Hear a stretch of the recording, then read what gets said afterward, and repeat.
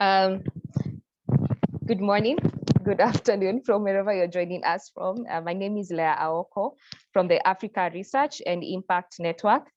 Thank you so much for joining us in this side event reflecting on resilience post COP27.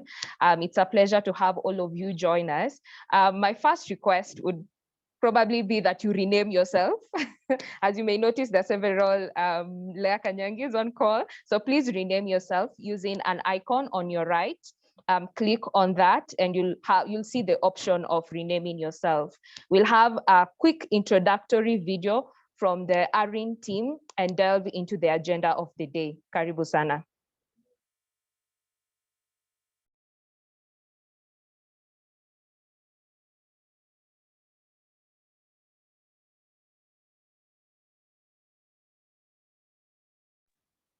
Kindly rename yourself if you haven't.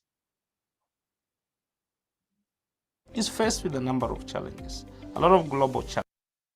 22 ARIN International Conference is here, and this year's theme is Just Transition for the Poor.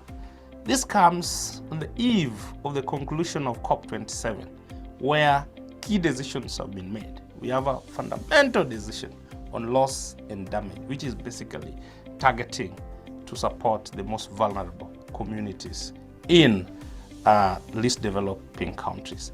But Africa, as many other developing regions, is faced with a number of challenges, a lot of global challenges, from COVID-19 and of course to climate change and disaster risk phenomena. And all these challenges are becoming more complex. They're becoming more uncertain in terms of how they manifest and in terms of how they affect the most vulnerable segments of the community. Indeed, there has been a lot of efforts by African governments, the stakeholders, the researchers, the different groups of people who have made enormous efforts to be able to support the continent in responding to some of these challenges. But one question that remains, in these responses, are our communities becoming better or are they becoming worse? These are the questions that are fundamental for the continent. The ARIN network is a consortium of over 200 researchers, policymakers, technocrats from across Africa, and currently we are spread in over 36 countries in Africa with national focal points present in each of those countries. ARIN's aim is to promote research in science and policy based on evidence. Every year, the ARIN network organizes the ARIN International Conference, which brings together researchers and policymakers from across the world to discuss the implication of global challenges on the African continent and come up with possible solutions of responding to these challenges in an inclusive and sustainable way. The ARIN International Conference 2022 will be a 3-day virtual event held on Zoom. The theme for the first day will be envisioning a just transition for Africa. And on the second day, we'll be talking about building just and resilient community systems in Africa. And finally, we will close the conference with decolonizing policy research towards resilient communities in Africa. But as if that is not enough, we have lined up interesting side events for you during this conference period, and you can find them on our website. The conference will be taking place from the 7th of December to the 9th of December 2022 from 3 p.m. to 5 p.m. East African time, and the side events will be from 11 a.m. to 1 p.m. East African time.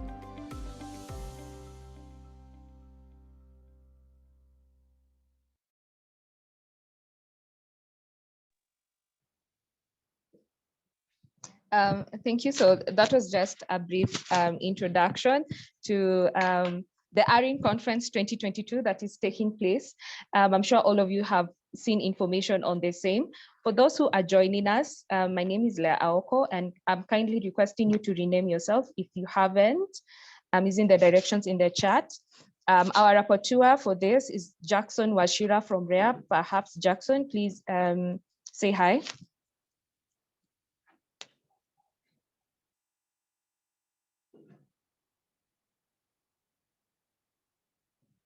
Jackson Washira.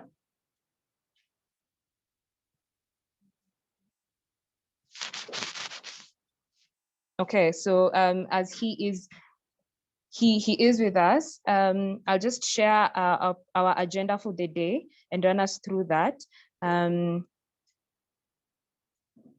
Yes, so after the introduction, we'll have a short presentation from the Nairobi Tomorrow Cities Hub. They'll be reflecting on how the work they are doing to make the urban poor more resilient in this phase of the adverse effects of climate change. We'll have that presentation by Tom Randa from the Africa Research and Impact Network. We'll then delve into case presentations on resilient systems within an urban and rural setting.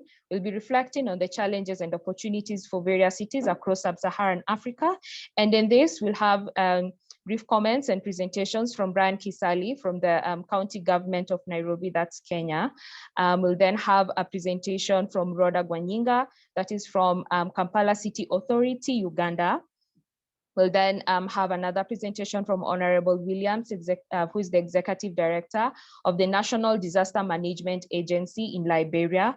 And then we have Dr. Robert Sangori, I believe I've seen him on call, who will be reflecting on the work that they are doing at a national level in building climate resilience for the urban poor in Kenya. And then we'll finalize that session with a presentation from Isabel Njihia from UNDRR, Making Cities Resilient 2030, just reflecting on the work that they continue to do contemporarily. Yes, after that, we'll have a plenary session, question and comment, and have rights and resilience in arid and semi-arid areas presentation. We'll have this being led by RARE project. We'll have Molo Alphonse presenting on the same, a reflection on the case study in Samburu, Kenya. And then Bob Aston from ARIN joining us. We'll have a presentation on what ARIN is doing in enhancing resilience.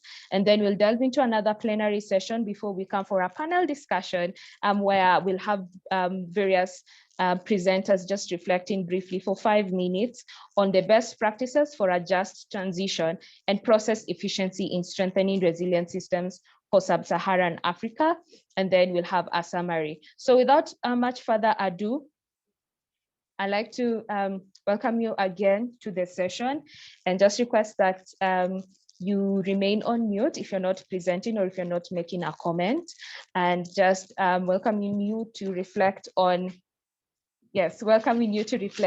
resilience past COP27. We all know and we applaud the loss and damage fund that has been put in place to help developing countries who are adversely affected from climate change effects.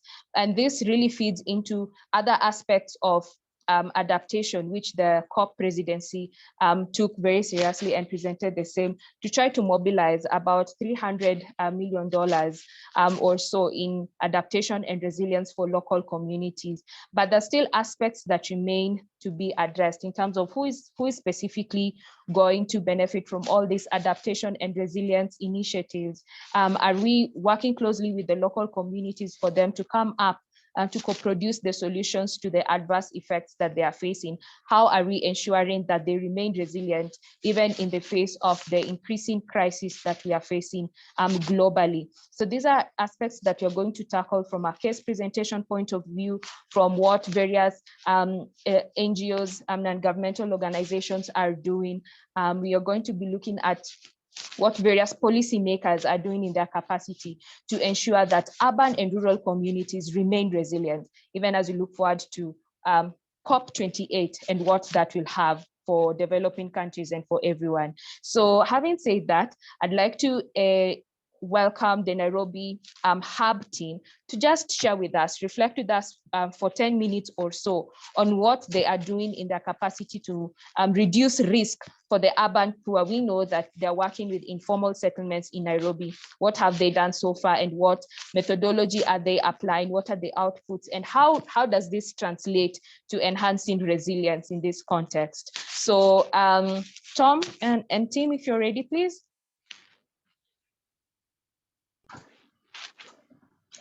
Thank you so much, Leah.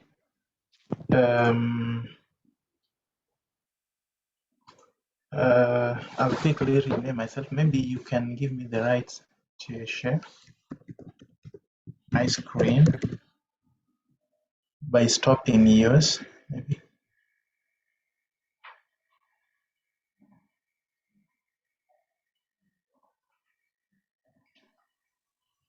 Tom, are you able to share your screen, please? Yes, hope you can see it.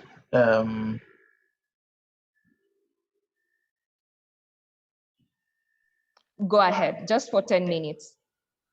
All right, so this presentation will be made on behalf of the Nairobi Risk Hub as part of the Tomorrow Cities Hub. And it will be focused on trying to address systemic risk in cities in an attempt to build resilience in our cities from disaster risks. So Tomorrow Cities may be a brief overview of what Tomorrow Cities project is, so that for the benefit of our participants and everybody, Tomorrow Cities is a UKRI GCRF Urban Disaster Risk Hub, which is a 5-year global interdisciplinary research hub across 4 cities. And it's running from 2019 till 2024. And just to a visualization of where the 4 hubs are, we are looking at systemic risk in 4 cities. That's Istanbul, Kathmandu, Nairobi, and Quito. The headquarters of operation is in Edinburgh, which is collaborating in this study or in this work. And therefore, we have our own structure to coordinate all the 4 hubs with the coordinating University of Edinburgh, and a way of giving feedback even to the donor, which is UKRI. If we narrow down to Nairobi city, for example, where most of our work, those of us working in Nairobi is centered in, we have teams working in the different cities. Our work mostly is focusing on Nairobi, which is one of the cities we are focusing on. And therefore, the Tomorrow Cities project is aiming to enhance sustainable urban development through risk-informed planning and decision-making in the city.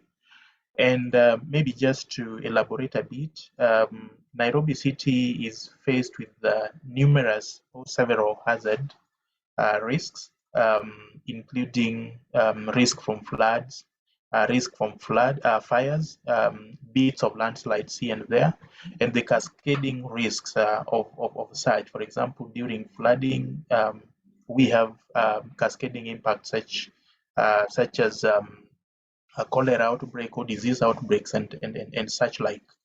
So when looking at systemic risk, we are kind of looking at this risk from a broader view in order to enhance the resilience in the city.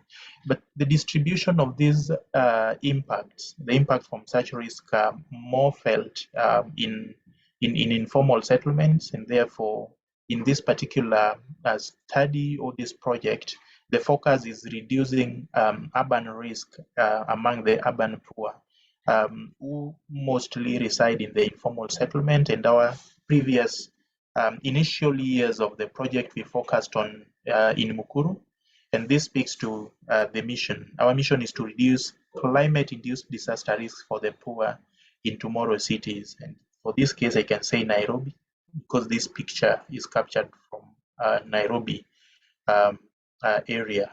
And therefore, with this mission in mind, previously, the Nairobi Risk Hub has focused on scoping, where we try to understand the nature of risks and how they are driven. And we came to realize that most of these risks in Nairobi City, especially in the informal settlements in Nairobi, we focused on Mukuru, and currently we are in Kibera. We realized that they are more socially driven. So if we focus more on the physical aspects of for example, the flood risks, then we are not solving everything. We need to be holistic, look at the social aspect, the physical aspect, the policy aspects, and every other bit that drives the risks in the cities. So these are just much more information about the Nairobi Risk Hub. I'm trying to get to the gist of my presentation, which is here. So this is also just a map trying to locate Kibera and Mukuru in relation to other areas of the city, just to familiarize ourselves with the city of Nairobi and where the informal settlements lie. You can see the orange bits where Mukuru is and where Kibera is. So Kibera has got around 330,000 residents living within a 225 hectare piece of land. And in Mukuru, almost a similar size. We have 300,000 residents living within 260 hectares of land. And from Mukuru, we have done a lot of scoping. We did fire risk modeling, we did flood risk modeling, we did engage different stakeholders within Mukuru, looking at the households, those who live in Mukuru. We looked at the CBOs working in Mukuru on DRR. We engaged the policymakers interested in Mukuru, and at different stage, and also the Nairobi City County government, and by then the NMS at that particular time.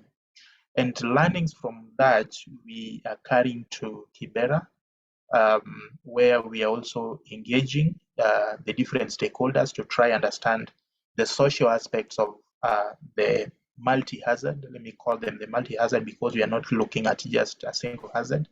And trying to understand how to build resilience moving forward.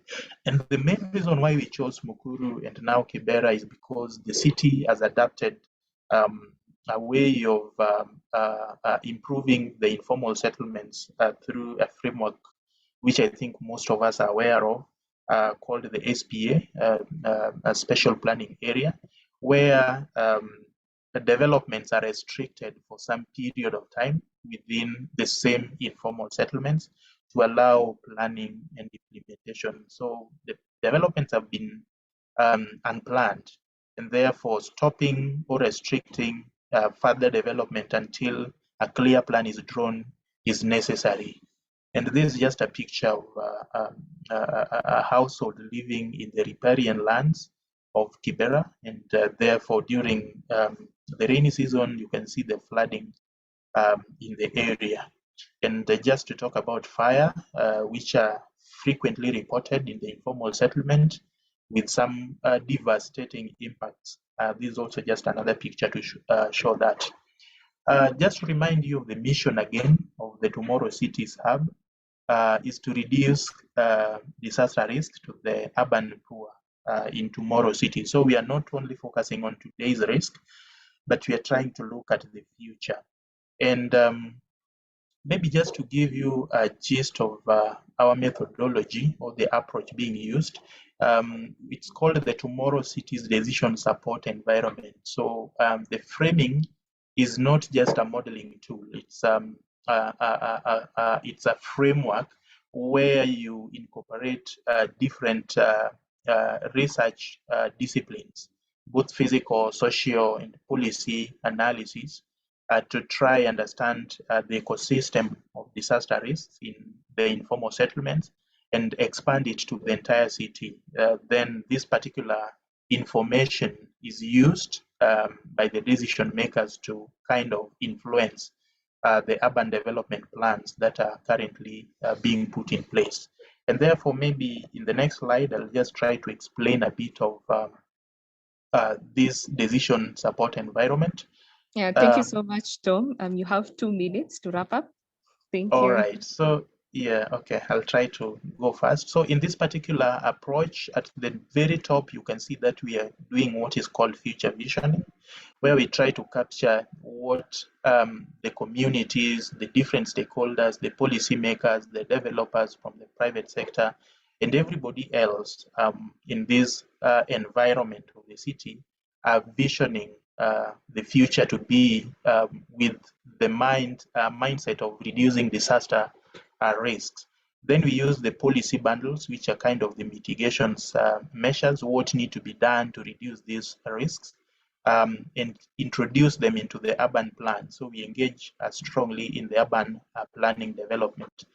Then all these are collated through a computational model in the middle here, where you have the multi-hazard modeling incorporated with physical infrastructure impacts of these hazards when they occur, and also the social impacts when they occur. Then you produce what we call the impact metrics or weighting.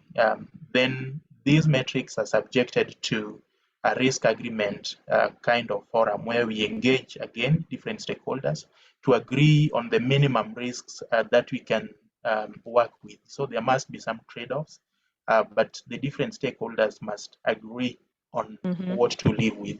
Then that is being used now in the planning stage where you develop the different plans. I think that is the end. The next slide is not moving, but I think this is the last slide. Thank you so much. Thank you, Tom. That is surely a sign. Thank you for that quick reflection on how you are engaging various stakeholders at the community level, in the informal settlements, at the county level to enhance risk within the urban setting. I'd like to rope in Rhoda Gwanyinga from Uganda, because we've had a perspective from Nairobi. We want to hear the case study of Kampala City. How is the Kampala Capital Authority of Uganda enhancing resilience within their context? So Rhoda, perhaps if you could just start screen sharing from your end. As she does that, I'll just have a quick reminder that if you're joined as Lea Kanyangi, please rename yourself using the icon to your right. Please rename yourself and just tell us where you are joining us from. Thank you, Rhoda. I'll just give you the next 7 or so minutes to tell us about your case study. Thanks.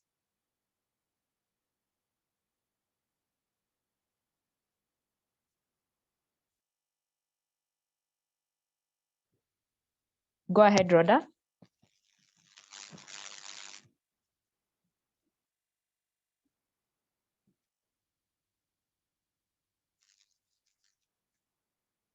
Maybe you can unmute yourself.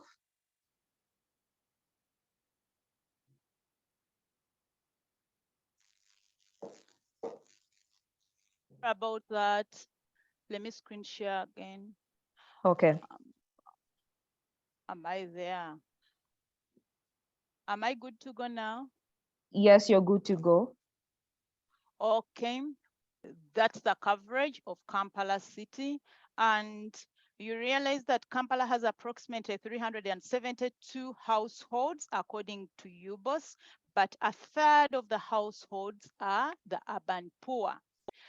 In Kampala, we have a high population growth rate. It's approximately 5.2, and this has an implication, and the implication on this is that there is increased pressure on land, increased exposure to hazards and risk levels, and implications on land use. So we did a multi-hazard risk assessment in 2018, and the risks we realize Kampala City is exposed to range from geological, climatological, ecological, and human-induced. And of these, we realize that the urban poor are greatly affected by disasters because they mostly live in the informal settlement, which are characterized by inadequate housing facilities and unsafe housing and poor healthy facilities. So basically, the climatological risks we are exposed to in Kampala include the floods, dry spell, and the human epidemics.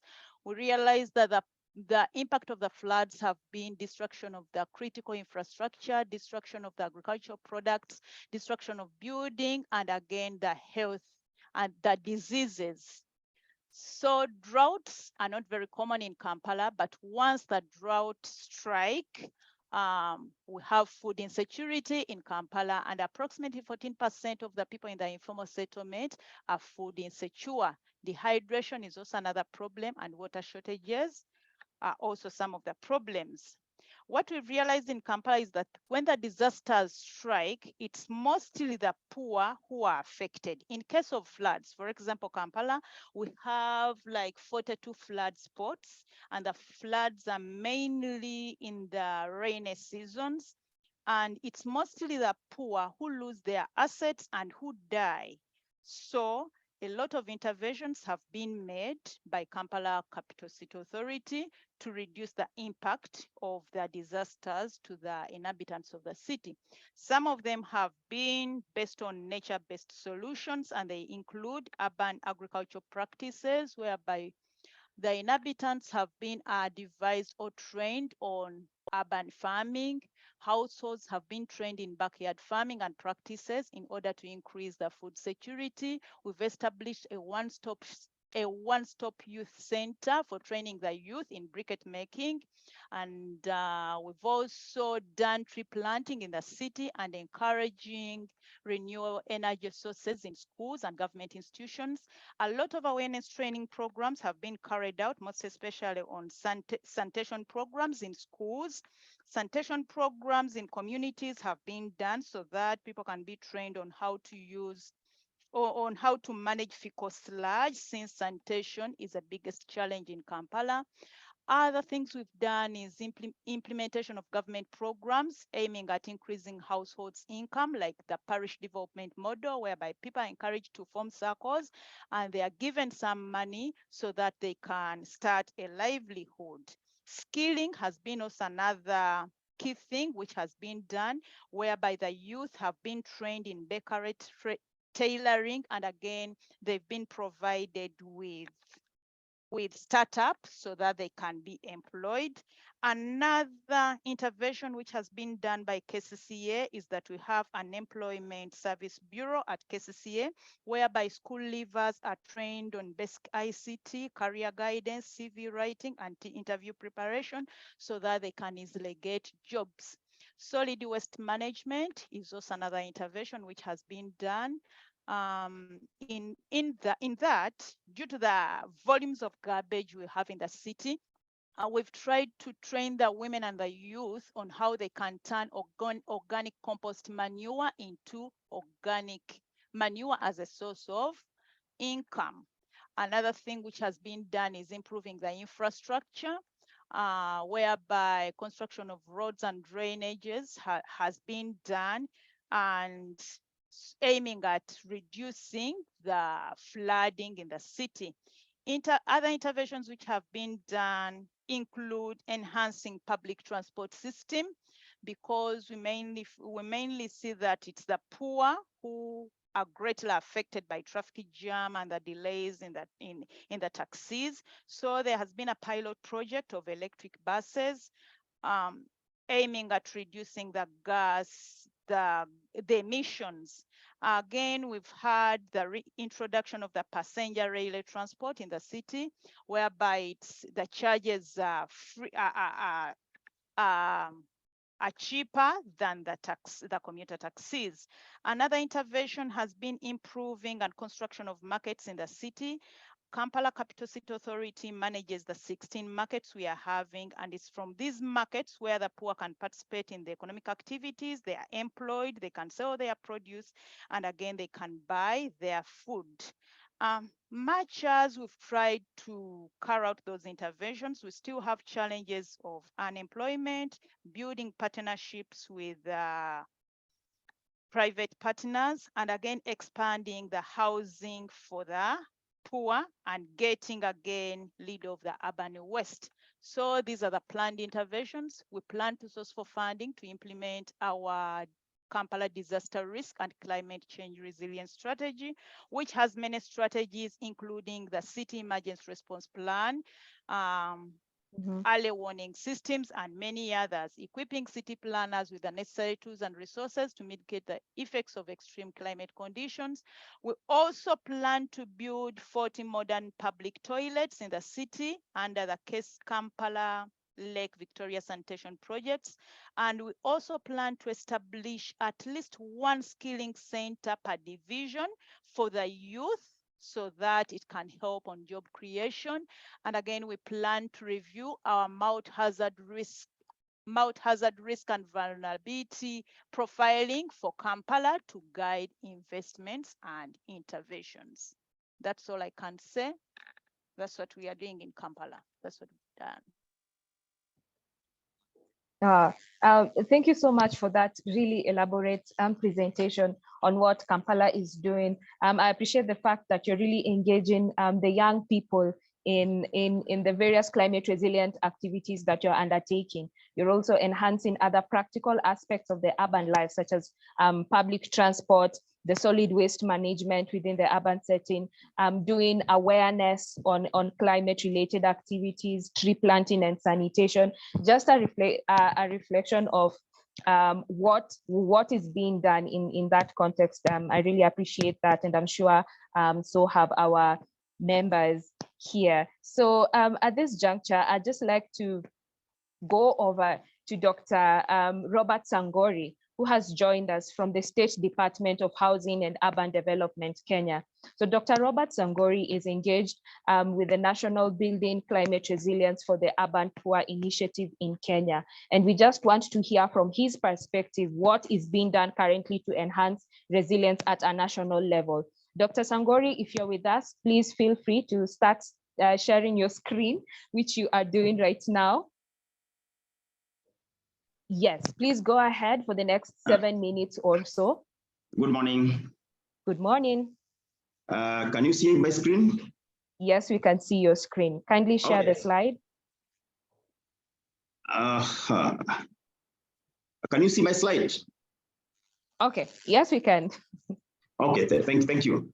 Right. And I'm happy to be part of this great audience, just to take you through the building climate resilience for the urban poor, having heard from what Nairobi City and Kampala City are doing. Then now I bring a common thematic area that is cross-cutting to all our cities, and of course focusing on the urban poor.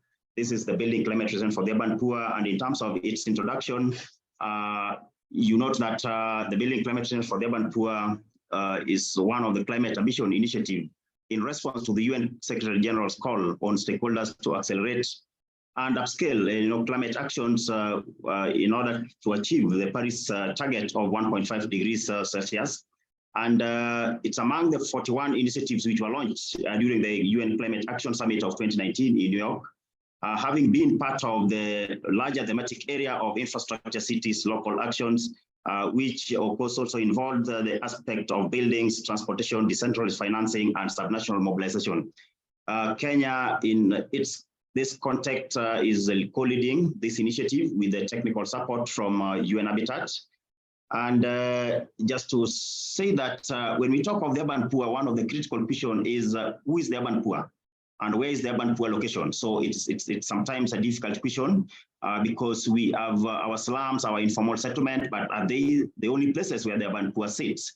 You find that connecting the urban poor places to areas of employment like the city centers is still critical. And so you will find people get, bogged down when there's flooding in the city center. And the people who get most affected with even rising fares are the urban poor in terms of how they connect back to where they stay. And so then broadens this definition of the urban poor.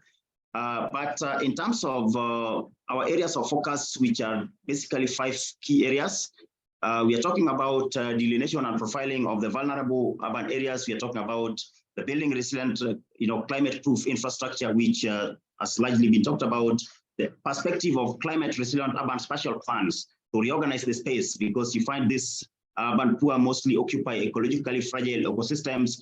You note about the issue of flooding, the landslide areas, and then how to reorganize these spaces. Then, of course, focusing on the individual dimensions of enhancing adaptive capacity of the urban poor themselves is also a critical issue. And then over and above, how do we link the 4 key areas to the climate change? And this one, we are also looking at how to strengthen the NDC, Nationally Determined Contribution, urban dimension in terms of research, reporting, and databases. And this is now where even the ARIN work comes in handy.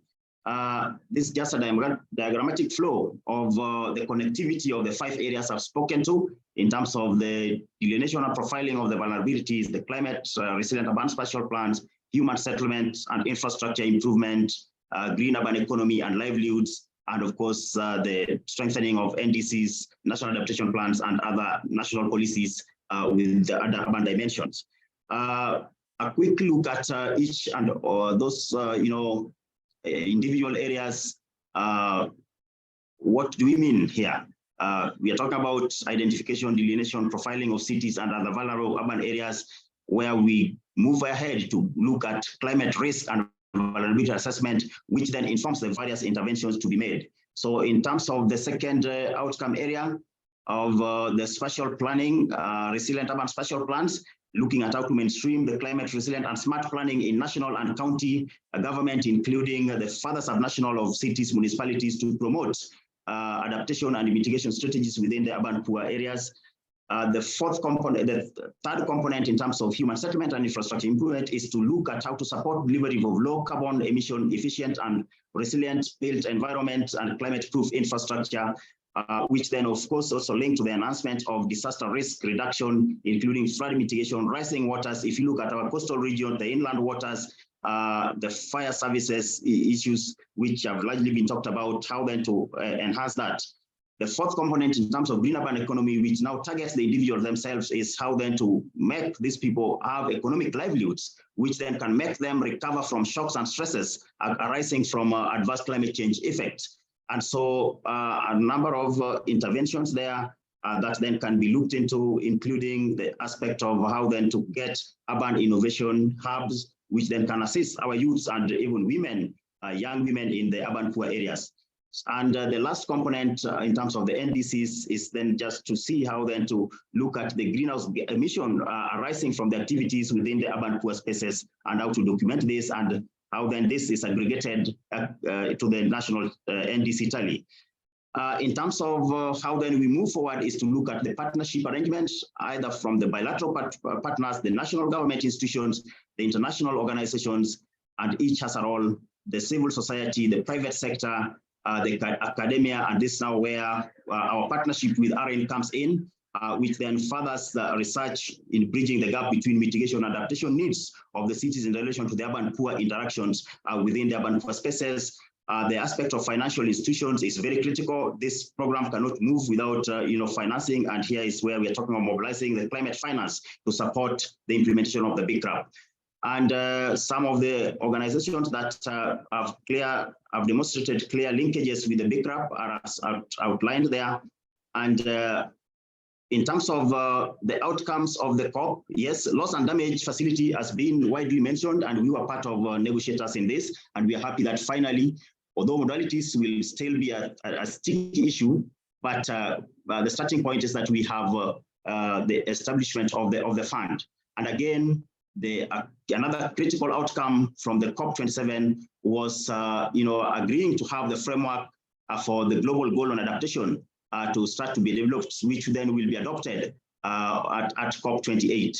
And so other outcomes, we had very good engagement with other partners like the UCLG Africa, ICLEI. We had a perfect presentation at the high-level ministerial meeting on urbanization and climate change, which was the first of its kind in the COP. And so this one was a very good one, and we made a case that it should be a standing, kind of ministerial meeting, which then brings cities dimension in the discussion at the COP. Then the ARIN side events, of course, integration of the BICRAP activities within the Tomorrow Cities activities. We also had engagement in terms of the Global Center for Adaptation, the Green Climate Fund, in terms of supporting BICRAP preparation in readiness projects, just to mention a few.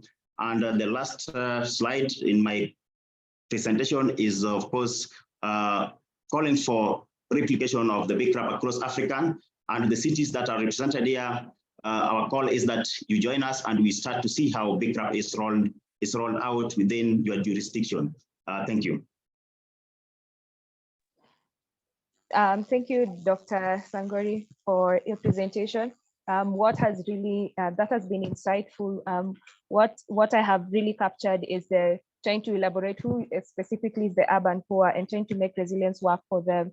I'm glad that you've also demonstrated how you are connected with various partners, even at the COP27, attending several events just to enhance the resilience agenda, and also looking at how to enhance the green urban economy to enable the persons in the urban settlements to just recover from shocks emanating from the stresses of climate change. So really the aspect of inclusivity being incorporated as well. Thank you so much for highlighting that for us. At this juncture, I'd like to quickly inquire if Honorable Henry Williams from Liberia has joined us. Honorable Henry Williams, if you have joined us, please let me know. In the meantime, I'll move swiftly to, oh yes. Yes, Honorable Williams, if you may, you just rename. Can you hear me? Yes, we can hear you. I don't want to get into that because before I, let's say, disturb the whole issue. So yeah, so can I start now? Yes, please start. Tell us, talk to us about the context in Liberia. Please start. Go ahead. Yeah, okay.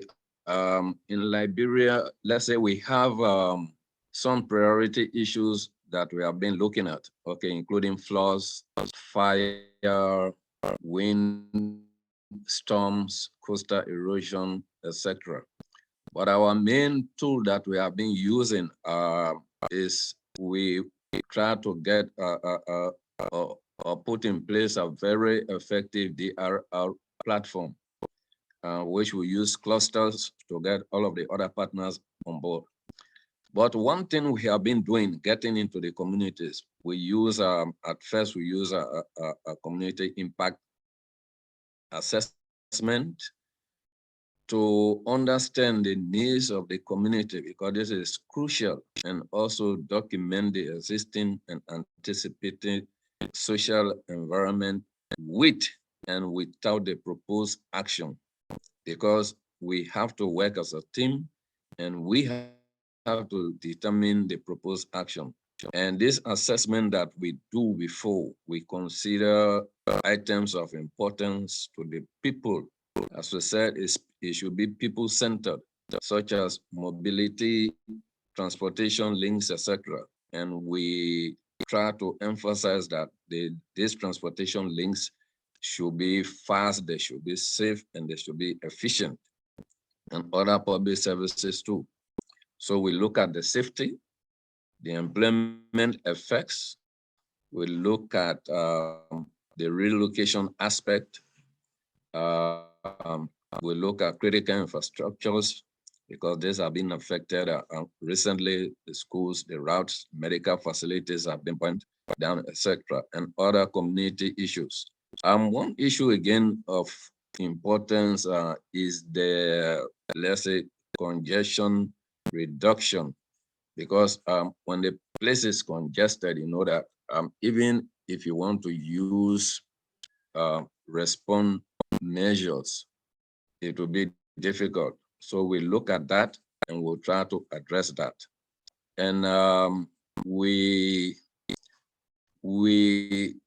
look at disaster management trust fund and mitigation, which is for mitigation and response. Now, the trust fund is something like, let's say, that will be similar to the loss and damage trust fund, because with this now, we'll look at mitigation and we'll look at response measures. And even though we'll go further to look at the recovery aspect, if we want to consider build back better. Okay. So we look at, when we enter in these communities, we look at the cultural practices, which is key, because you cannot be effective if you don't really look at the culture of the people. So we also look at the food resilience, okay? So in that, we encourage people to do backyard gardens, etc. And in doing all of this, we look at a mechanism or an idea that is considered by the government, which is the PROPO agenda. Because when disaster strikes, I mean, I think most of those that are affected are the poor.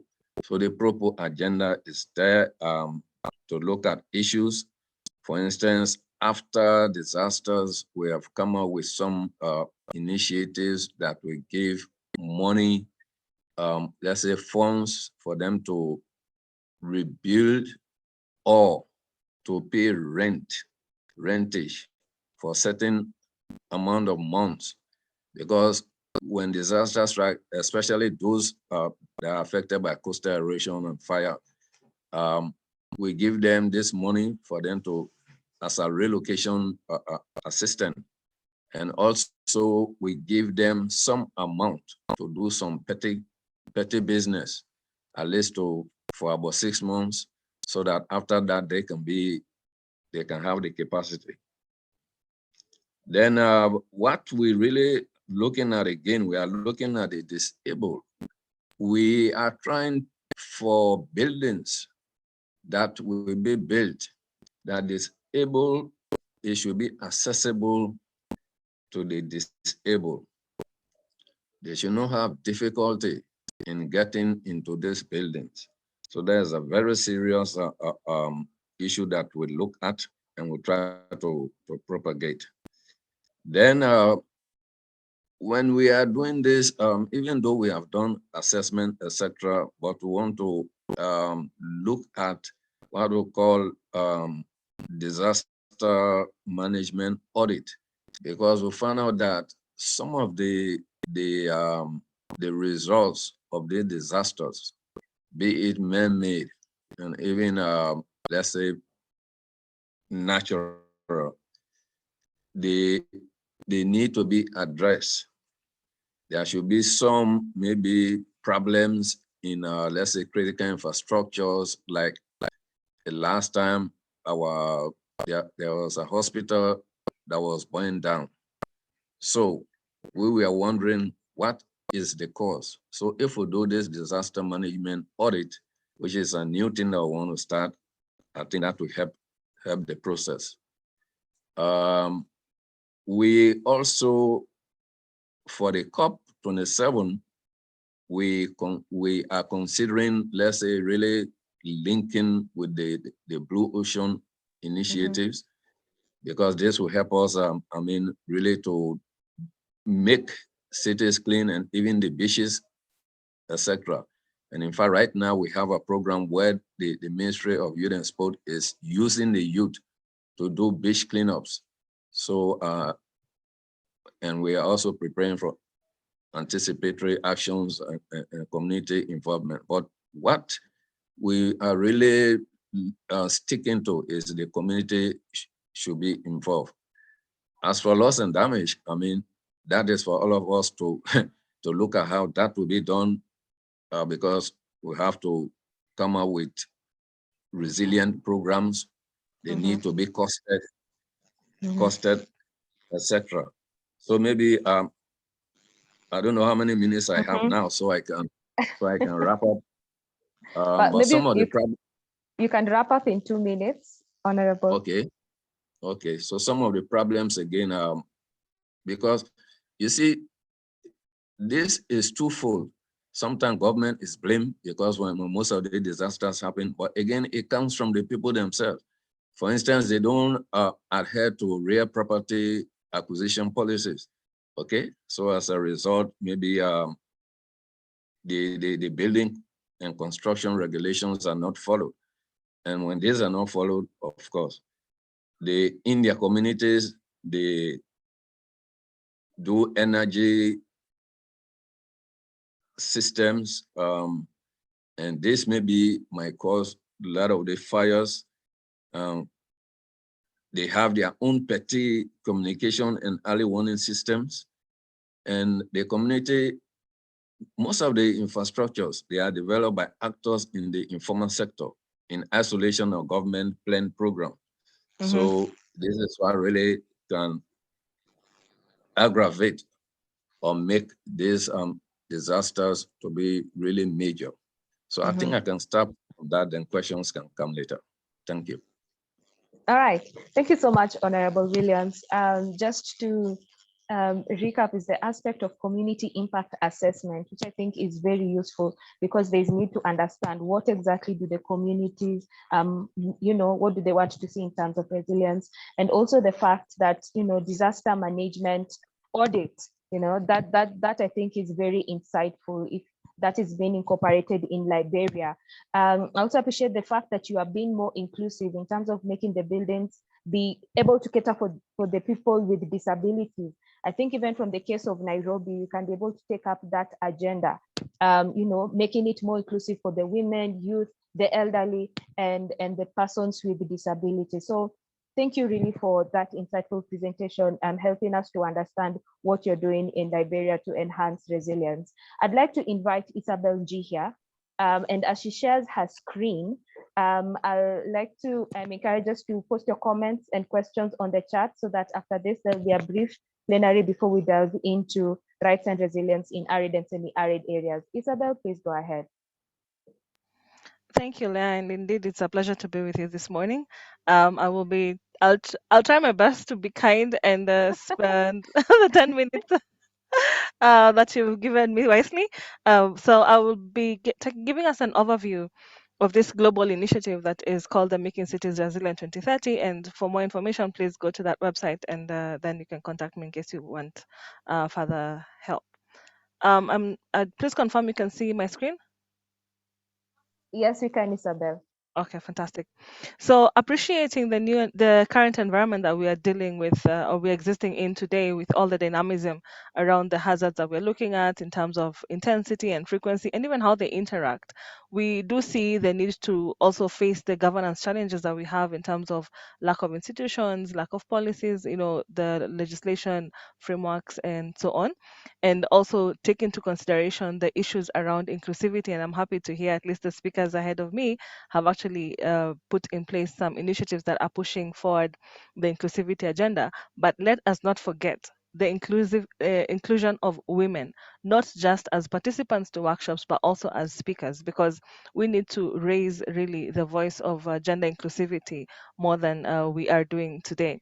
And of course, finally, I'm happy we are talking about this in at the background of COP27 that focused on climate change, because we're seeing a lot of more and more events that are from slow onset hazards such as drought and the impact therein, and we need to have more research in this area. Wink wink at Dr. Johannes.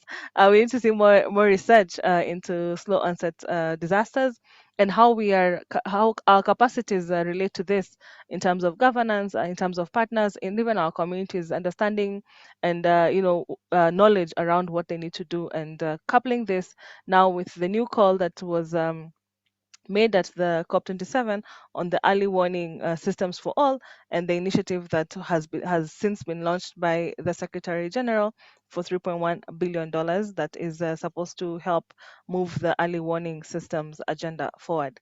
So the MCR 2030 initiative, we shorten it as MCR 2030, is really not a UNDRR only initiative, but it's actually backed by 12 core partners in total. And these are core partners that came together to try and simplify the agenda that is urban resilience, or local level resilience in this case. We're not necessarily focusing on urban centers or urban areas, what we normally call cities, but the word cities in this case is just used to simplify the concept and make it more palatable and more easier to speak about. But all local governments are really welcome to join the initiative. So it's co-owned by these partners. It's also co-delivered by the co-partners, but there is a governance structure to help with the coordination among the partnerships, to make sure that we are all moving in the same direction and all contributing towards a common goal. At the regional level, we have a regional coordination committee that's made up of about 7 agencies that is targeted at literally just again, strategically positioning disaster resilience in the region and making sure that we are really moving forward with the agenda. So we appreciate that cities are literally systems, but are made up of systems, living systems that change, that are autonomous, but that are also interdependent. And this interdependence is not just in function, but also in failure. The failure of one system can bring all the other systems down, as we have really learned with the COVID-19 situation.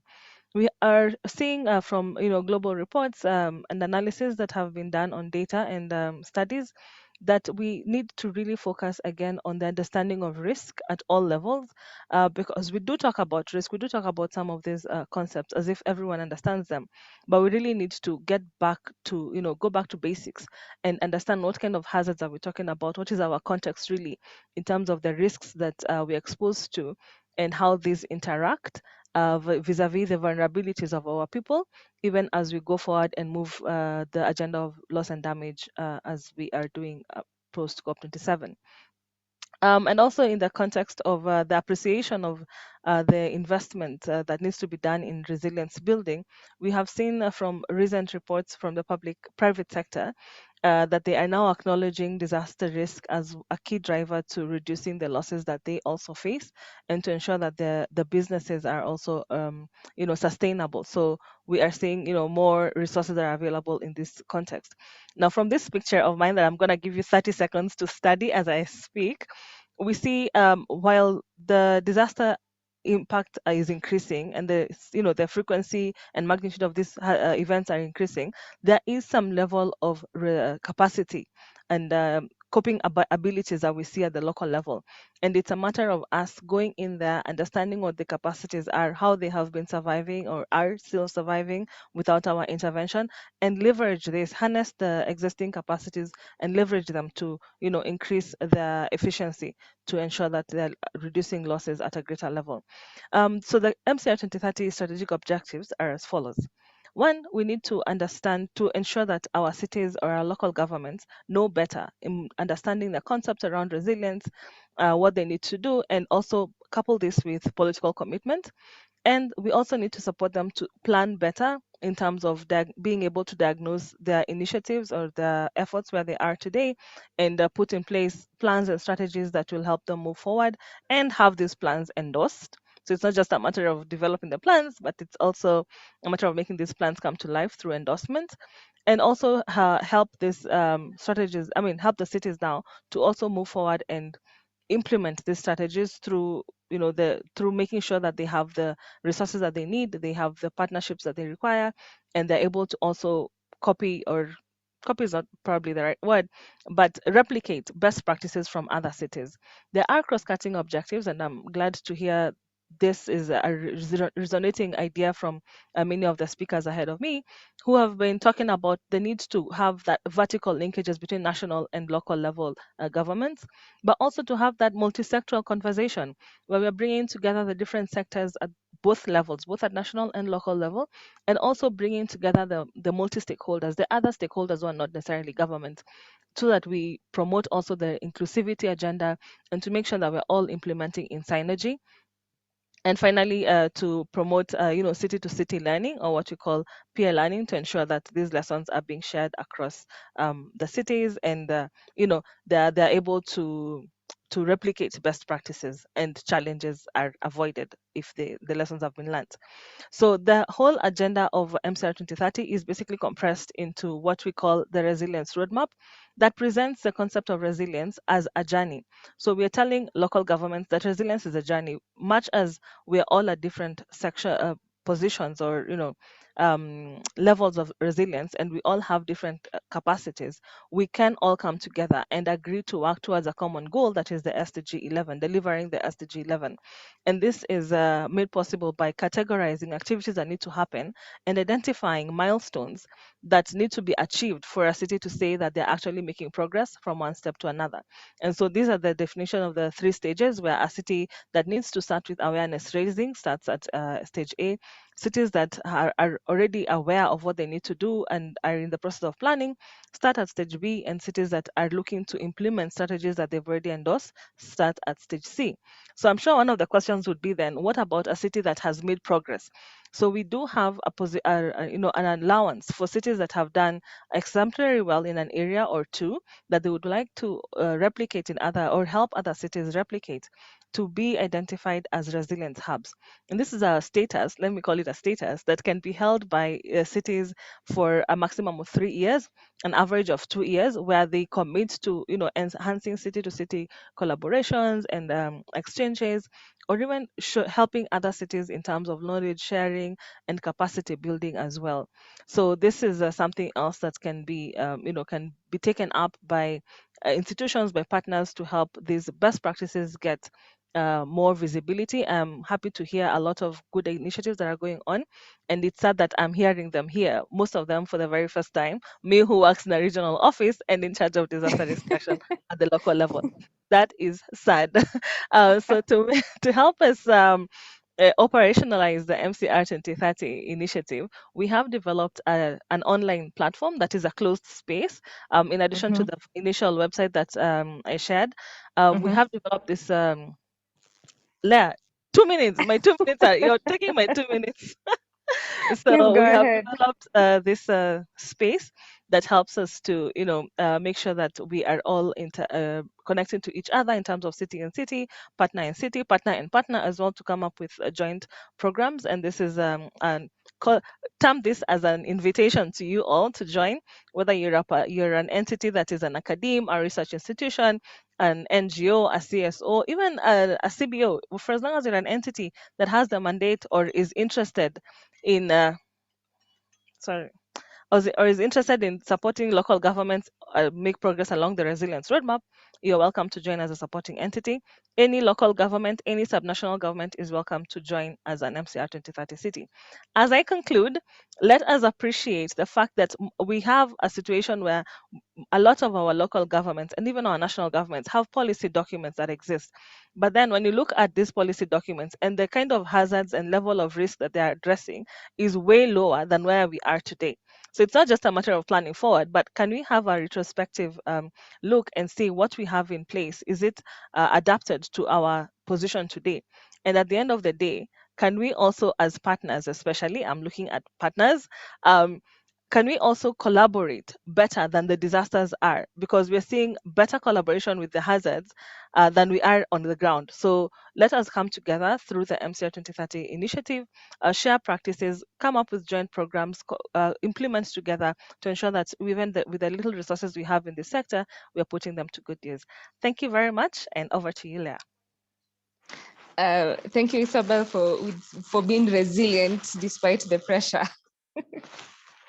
I promise to share the notes after this so that you can get the gist of other initiatives that are going on. MCR is really a solid platform for city-to-city learning and other initiatives that they're undertaking to enhance resilience. I think you can share the link to their website on chat so that everyone can access the same. At this point, I'd like to open up the floor. So for any questions or comments on the same, and I'll just note one that has been posted by Caxton. Caxton, if you could please unmute. He's asking about microfinance initiatives to enable vulnerable groups such as women access liquid funds, right, to recover from disasters and climate shocks, and whether this is an initiative that is being leveraged by other institutions in addressing the urban poor. Caxton? Yeah, I'm here. Yes, yeah, please go ahead with the concern that you had mentioned in the chat.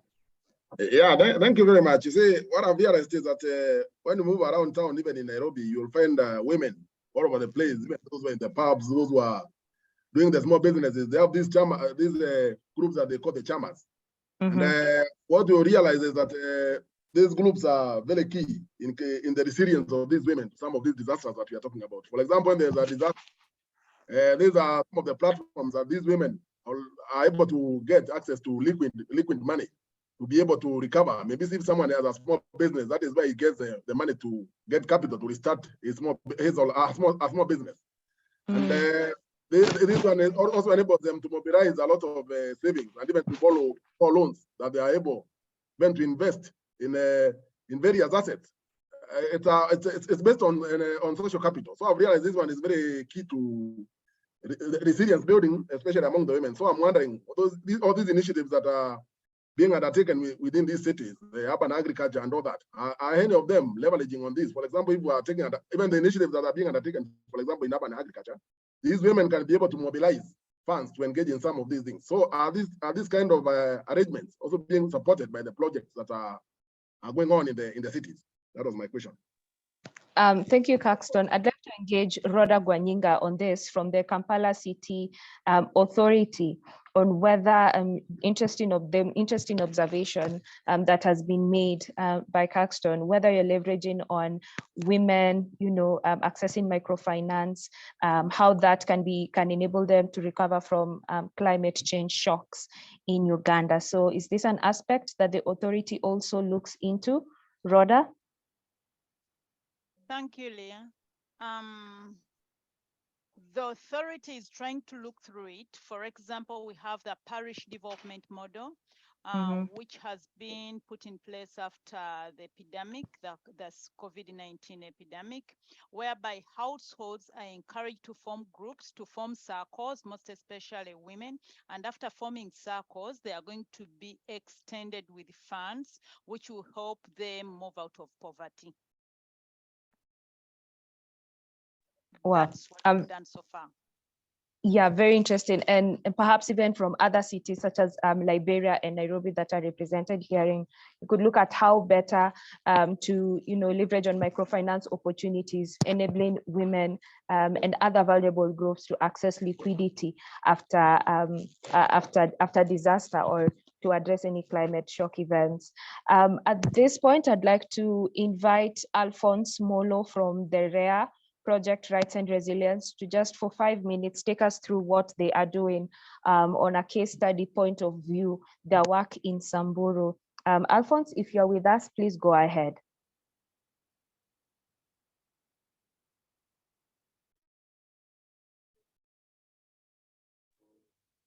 Please unmute yourself.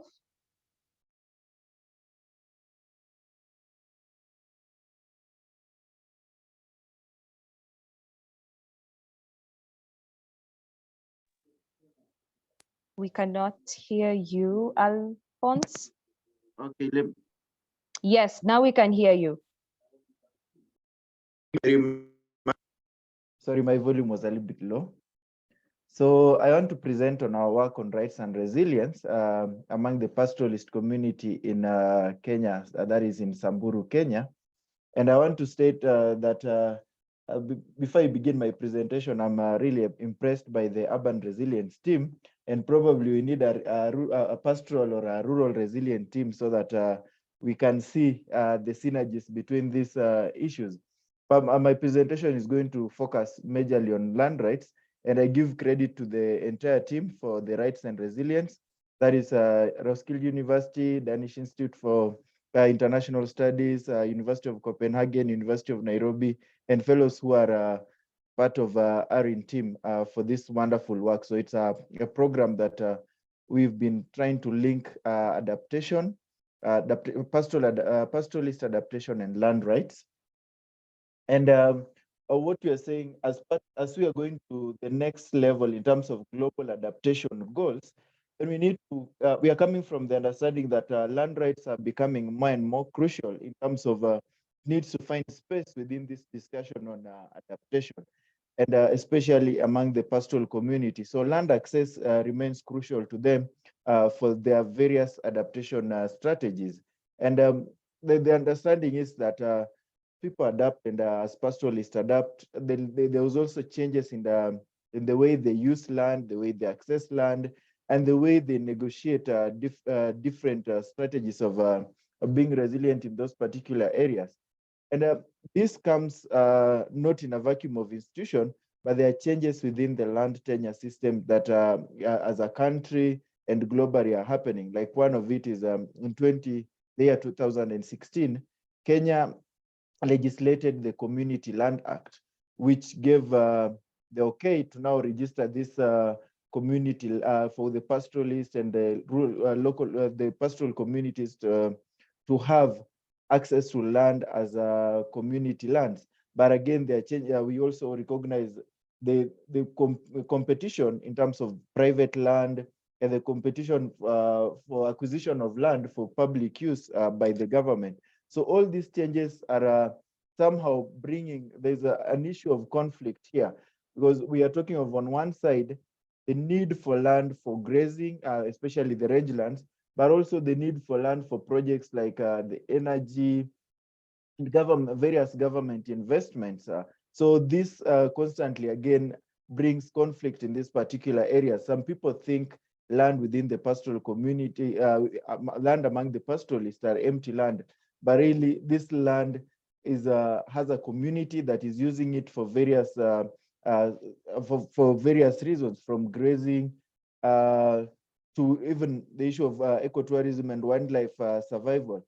So as we move forward, then addressing the diversity of pastoral adaptation strategies, then we have to recognize that pastoral adaptation needs, as we always think, we have this generic template that we push to rural areas that for the pastoralists, we always tell them to destock during climate change, to look for alternatives or that alternative source of livelihood.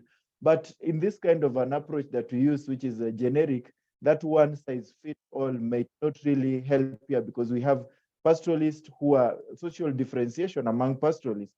There are the rich pastoralists, there are pastoralists who are owners of businesses, there are pastoralists who are using land, and especially within forest for honey production. So there's all these different strategies.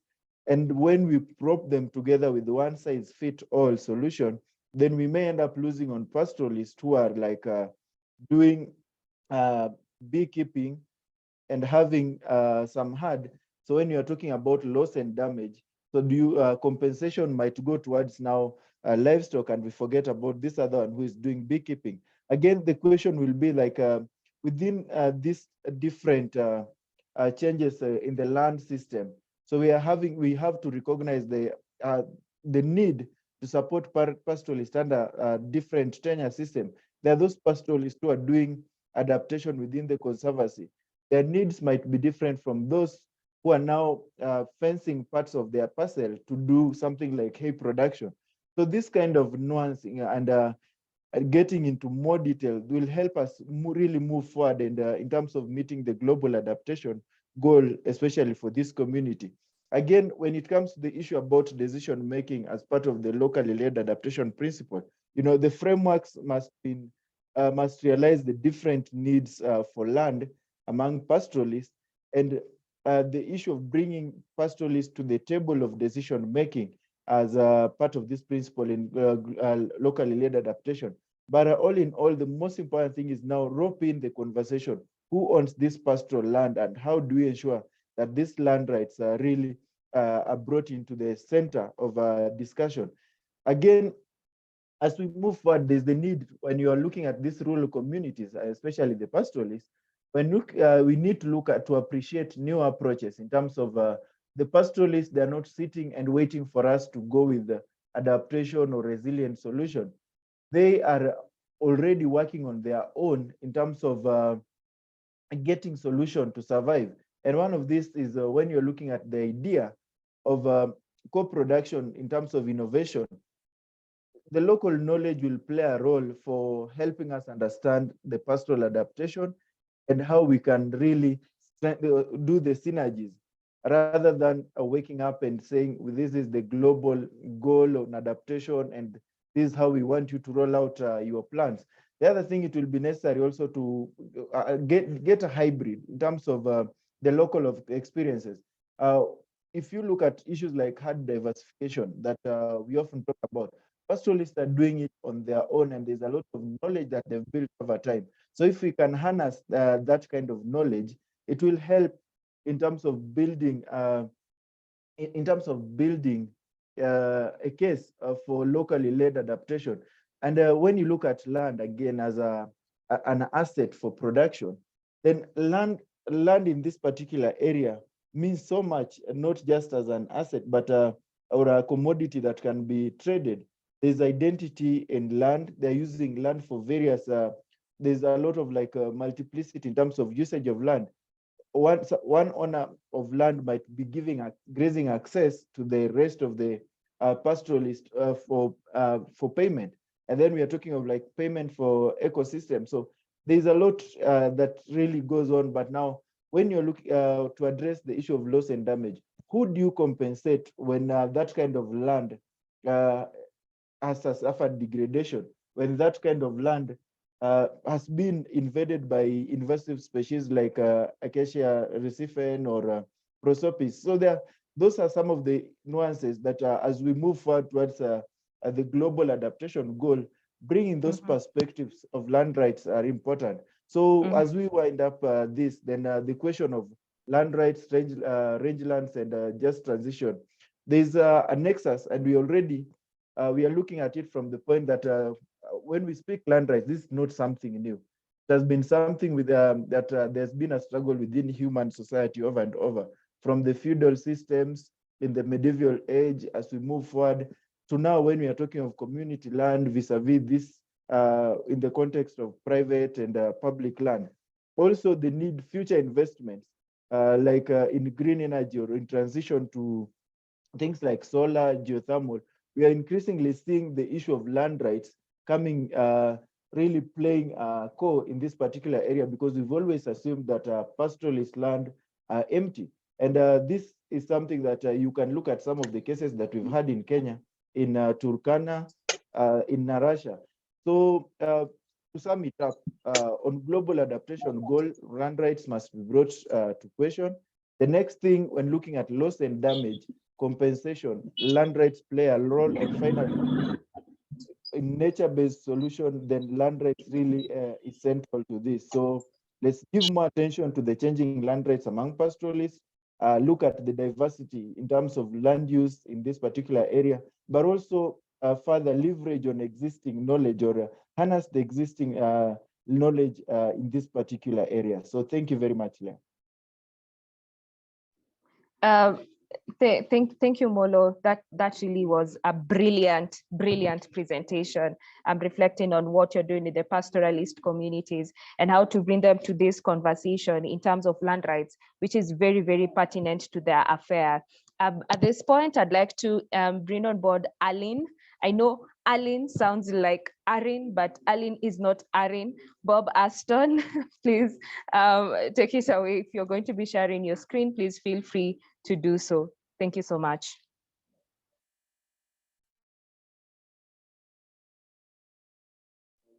As he shares his screen, I realized that Brian Kisali from the Nairobi County government has joined us. So Brian will just be engaging you for 5 minutes to tell us more on the Nairobi context, but after ARIN's presentation. Thank you. Please go ahead, Bob.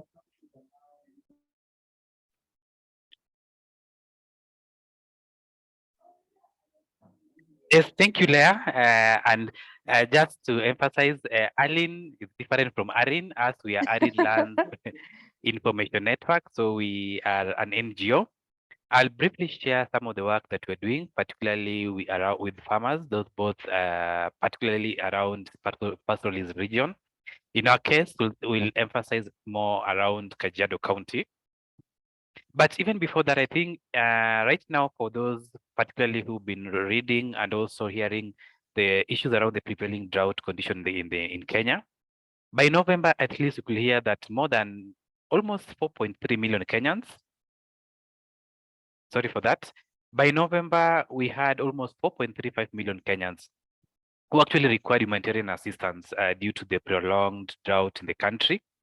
When you look, for instance, in Kajiado County, particularly from reports from the National Drought, from NDMA, particularly in terms of drought classification, when it comes to pastoral, agro-pastoral, and also the mixed farming, Kajiado County was classified under alarm phase in terms of the drought condition in the country. And also the county also experienced a moderate vegetation deficit. That's from between May to October. Right now is when it has now started raining. There's also issues around risk of malnutrition, particularly for those below 5 years, because most communities within Kajiado County now are now eating more carbohydrates as opposed to protein. Issues around pasture depletion, which affected most communities because most of the communities there are pastoralists. When we looked at particularly the news in Kenya around the same period, and particularly when reporting from the mainstream media, there was a time when one could even buy the emaciated cows at 5,000 Kenyan shillings. I mean 500 Kenyan shillings. That's around $5 just from a community within Kajiado County. So droughts have really affected majority of the communities in Kajiado County, where even the Kenya Meat Commission had to at least work with the national government and also the county government in terms of the livestock offtake project to ensure that at least the communities were not able to suffer in terms of loss of livestock. But when you interact with most communities in the county, majority lost the livestock due to the prevailing drought condition in the county. For ARIN and in terms of working with communities, over the years, we particularly worked with communities around ASAL counties, that's Kajiado County, Laikipia County, and also Baringo County. And this is in terms of ensuring that these communities are able to embrace climate smart agriculture. In Kenya, both through a national determined contribution and also through the Kenya Climate Smart Agriculture implementation framework and also strategy, there's a lot of emphasis in terms of adoption of climate smart agriculture, because we are looking at aspects of building communities' resilience, aspects of ensuring that communities are able to realize increased productivity and also profitability, but also in terms of ensuring that we're able to reduce emissions from the agriculture sector. In Kenya alone, by 2015, when Kenya was doing, by 2015, when you look at the emissions, the agriculture sector contributed 40% of the total emissions. Although the projections that by 2030, the energy sector will have surpassed the agriculture sector, but still emissions from the agriculture sector are still very high. And so that's why there's a lot of emphasis in terms of ensuring that we're able to adopt particularly climate smart agriculture. And in ARIN's case, we're working communities to ensure that they're able to adopt solar-powered drip irrigation so that they can be able to realize fast, increase profitability and also productivity, but also we're able to enhance community resilience. And finally, also that we're able to ensure that they're able to reduce emissions from the agriculture sector. Most of the times, although in Kenya, we rely a lot on climate sensitive sectors like agriculture, but in the agriculture sector, very few farmers in the country have adopted drip irrigation or have adopted irrigation in their farm. And so that's why even when it comes to issues around drought, we find that most of our communities are affected by drought. So for ARIN, in terms of our support, particularly in terms of building community resilience, that we're supporting them to adopt solar-powered irrigation system. We're also training communities, and this is now in the Kajiado, Baringo, and also Laikipia, on climate smart agriculture practices, ensuring that we take communities through issues around drip irrigation, issues on how they can be able to conserve and also harvest water, but also in terms of integrated pest management, so that they can be able to adopt and also practice the same in their own farms. Also, in terms of also organizing farmers field days, because one of the ways in which farmers are able to adopt, and also one of the ways in which over the years most organizations or stakeholders working in the agriculture sector have been using to ensure that farmers are able to adopt different agricultural practices or best agricultural practices is organizing farm field days. So these are where we're able to bring farmers together so that first they can be able to learn from each other. Normally, you find that farmers are better or able to adopt or even adopt new agricultural practices when they're able to learn from each other, when they see other farmers adopting or other farmers also embracing different agricultural practices. So it provides them an avenue for them to be able to adopt such enterprises or such farming practices. For us, I think right now, when you look at other opportunities, particularly in terms of informing the next 5 years of the Kenyan county government programming, particularly when it comes to the integrated, the 5-year CIDP, that's the County Integrated Development Plan. We've been able to work with Kajiado County government in terms of actually informing some of the interventions around the agriculture sector that the county or communities should be able to adopt specifically around agriculture. I can see my time is almost up, so my last slide. Yes. And this is now on COP27. For those who are in COP27, one of the historic achievements is that for the first time, agriculture was actually mentioned in the COP decision. So the Sharm el-Sheikh implementation plan, it's the first time where even agriculture was mentioned. But at the same time, in the agriculture sector, because the Coronivia joint work on agriculture was supposed to come to an end during COP26. So during COP27, one of the key outcomes for those in the agriculture sector is that at least the Coronivia joint work for agriculture work stream for food was renewed for another 4 years. So we have an opportunity as agriculture stakeholders to ensure that at least for the next 4 years, we ensure that agriculture is part of the COP discussion, but at the same time, there's more emphasis around agriculture when it comes to for the next 4 years. So COP27 established the 4-year Sharm el-Sheikh work program on the implementation of climate action on agriculture and food security. But at the same time, also, just as I have said, in terms of ensuring that now agriculture is now forming part of the COP discussion, and also for the first time also being able to, for the first time, agriculture being mentioned in the COP cover decision. Thank you, Leah. Wow, thank you so much. And just highlighting the fact that ARIN is focusing on community resilience from a further practical perspective, initiating climate smart agriculture practices for those communities, I think is extremely essential.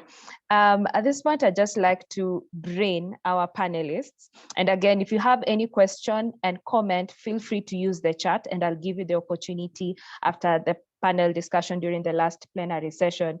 Our panelists are on call, and I'd just like to start this discussion with Jessie from the Adaptation Research Alliance. And we've worked together on a micrograntee project from the Africa Research and Impact Network. So Jessie, what are some of the best practices for a just transition process in strengthening resilience? We've heard from the urban perspective, we've delved into the rural contexts, from an international platform, and from the work that ARA is doing. What are the best practices that we can take away from this session? Thank you. Thank you very much, Leah.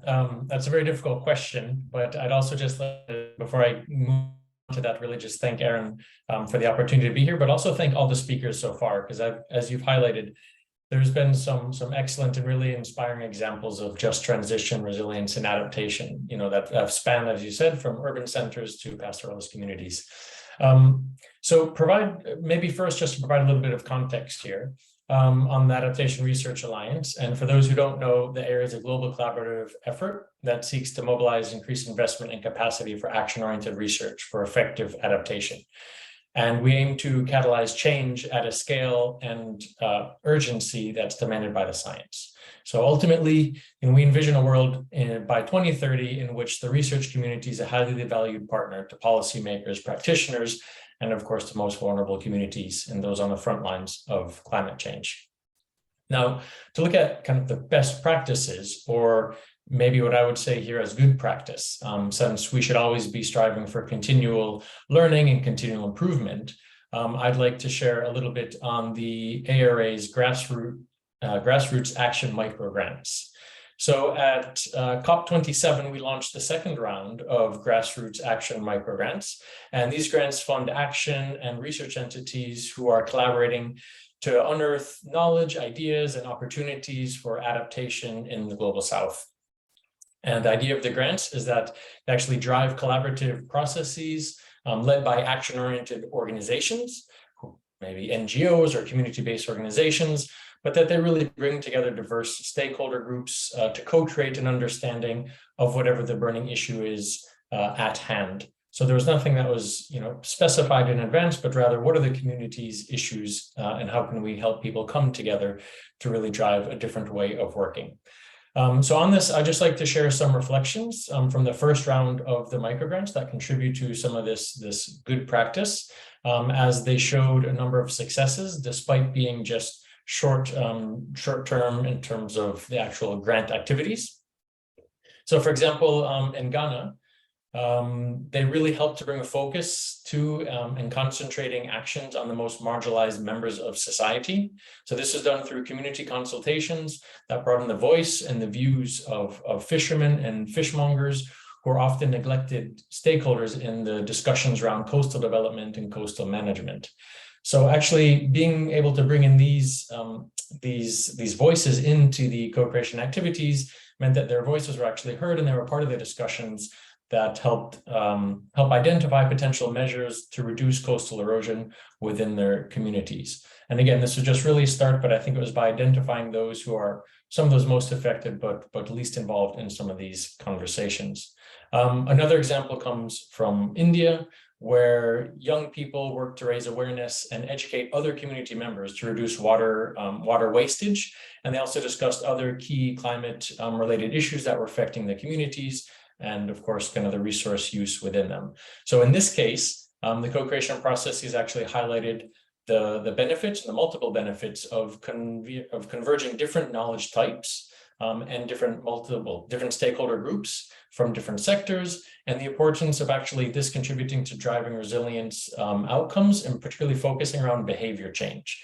And again, this is something that was driven from the community, but again, often a group, the youth, whose voice is not really heard or respected within these more formal conversations and settings. Another example, if we look to Guatemala, we had microgrants that demonstrated that communities are indeed the expert and need to really take the lead on the development of the solutions. This example brought together government, community, and academic stakeholders at the local level to explore local issues. And it really ultimately focused on issues around climate and migration. What was quite interesting is that these issues had never really been considered within a climate context. So again, bringing together these diverse stakeholders helped to really open up the vision of some of these issues at hand. And in that case, the work actually highlighted how communities, when they're adequately involved in these co-creation process in a meaningful way, that they can actually generate the energy among all the stakeholders, and including increasing political will amongst, of course, local governments or even national governments.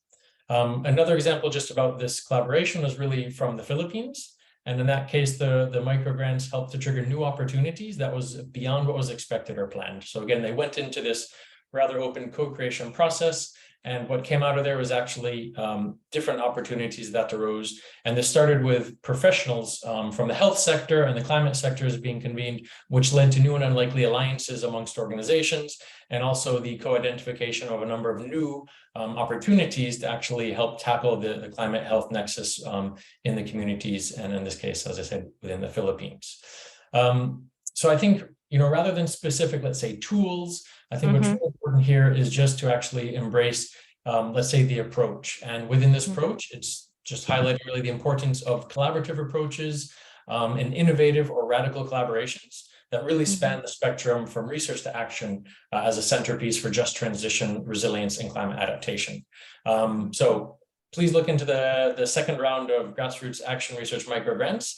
They're up to £15,000 for 8 months of activities or implementation period, and the applications are open until the 12th of December. So there's still time, but yeah, I recognize it's just around the corner, and I'll add the link into the chat here. So thank you very much. Yeah, thank you so much, Jesse, for that really elaborative discussion. And I'd just like to highlight and appreciate the work that the Adaptation Research Alliance continues to do in supporting small institutions to implement various resilience-connected activities in engaging communities at the local level. We really appreciate that. And as you've heard, he's going to be sharing the link as where we can all hopefully apply for the grant that he has spoken about. I'd like to rope in Shuchi Vora from the Global Resilience Partnership. And really, it's a timely discussion. We were at the COP together, Shuchi, at the Resilience Hub. We had discussions there. There were so many sessions going on. And you've heard from the ARIN network, and they're saying, there was mention of agriculture for the first time at the COP27, a renewing of the Coronovia joint action, in Sharm el-Sheikh. What does this really mean in terms of strengthening resilient systems for sub-Saharan Africa and also on a global level? Over to you, Shuchi. Thanks. Big questions. I'll start off with a disclaimer saying I'm no expert neither at COP nor on agriculture, and I guess there are people here who might be more qualified, might be willing to challenge what I'm saying. But yeah, despite that, I feel like those are good steps, and I'm under no illusion that we still have a long way to go. We have long trajectories to meet, and unfortunately, very little time. So just, I mean, I'll be super brief, but I guess what I want to say is brilliant stuff that has already been covered by a lot of different people here. And so I don't want to really get into like details about best practices or even COP for that matter, because a lot was covered about COP. But only to say that we had very interesting sessions at the Resilience Hub around a little bit of both, a little bit of, or rather, I would say a lot of indigenous local voices, locally led adaptation voices, and very strong Southern partners who are basically asking for change in our core paradigms of the way we think of development. And I think it's very valuable to put that here as like a key takeaway message, where care might be an important paradigm that we need to start thinking about. How do we care for each other, for nature? How do we leave nobody behind? How do we ensure that the most vulnerable are covered, but also take advantage of the connectivity that we have, that the fact that we live in hyperconnected worlds. But having said that, the connectivity should actually add to our advantage, but it can also be a disadvantage. We don't want to follow the same trajectories. And when I say we, I'm kind of referring to sub-Saharan Africa, although I'm not, I'm very aware that I'm not part of that identity group. But I would say that as an Indian or a South Asian, I would say that there are vital lessons of what not to do on the development trajectory from other developing countries around the world, if we think of development as one straight trajectory. And we really need to think of development as wide variety of trajectories, as some of the Resilience Hub sessions spoke about. We also had some really interesting sessions prior to the Resilience Hub. So CDKN, who's a very strong African partner, conducted a few sessions around the African Regional Hub, so that we had voices from ground up feeding into the Resilience Hub. And the key messages are right there in chat. And yeah, so I don't have much more to share beyond that, but I would also request you to join us as a part of the Resilience Knowledge Coalition that I lead. And it's a network of networks that's co-led by CDKN and ICAD. CDKN, as you may know, is based out of South North, which is based in South Africa. And we are planning to host an evidence forum. So we don't think of COPs as individual standalone arenas, but really think of this whole aspect of action and change and systems change as a journey. So we're hosting an evidence forum next year at some point in June. This will be in Africa, in Cape Town. So please do connect to us via the mailing list so that you can know more about the evidence forum as well. And yeah, we'd be very pleased to connect. I'll probably leave my email ID in chat as well, and so that you can get in touch with me if needed. And yeah, I'm willing to chat more. So thank you. All right. Thank you so much, Shuchi, for that. And of course, if any of us, are representing organizations, feel free to reach out to her. They're very open for partnership and engagement. I'd like to rope in Dr. Funmi Adeniyi. I'm very sorry for murdering your name right there. Please do tell us from an ICLEI perspective, because I do know that your work really centers around pushing for robust policies that reflect the interests of local and regional government, just trying to get them to align with national and global sustainable urban development strategies. How does this then feed into the conversation of resilience going forward? Over to you, Funmi Adeniyi. Thank you very much. And I must say good afternoon to everybody. And thank you for having me on the panel today. I think that a lot of what has been said today ties in very neatly with much of what we do at ICLEI Africa. And I must say I'm amazed at the sheer amount of work that is ongoing, some of which we're involved in, some of which we know about, but also some that are quite new. And it's been a great space also for me to learn, to see what's going on the ground, and to also just understand from a personal perspective that we're all working towards the same goal. For those who don't know, ICLEI Africa is a network of local governments around the world committed to working on sustainable development. In Africa specifically, we have over 800 local governments in our network, building a more sustainable and resilient society by putting in place a couple of measures to ensure that we adapt to the impact of climate change, of biodiversity loss, without sacrificing the lives and livelihoods of people on the continent. And this is particularly relevant for us in Africa, given our specific circumstances and the vulnerabilities which we see displayed in the everyday lives and livings of people in Africa. So while we focus a lot of our work on working with subnational governments, we are aware of the unique entry points that a multi-level governance approach offers to scale much of what we do and to connect what is being done at the local level with the national level. I particularly was struck by the entry where cities were described as a system, but also within that system, there are other systems which are interdependent and which both in terms of functions and in terms of their successes and their failures. And this is actually how we view much of the work which we do at ICLEI, whether from a policy making perspective or in some instances where we've had on the ground interventions in what we do.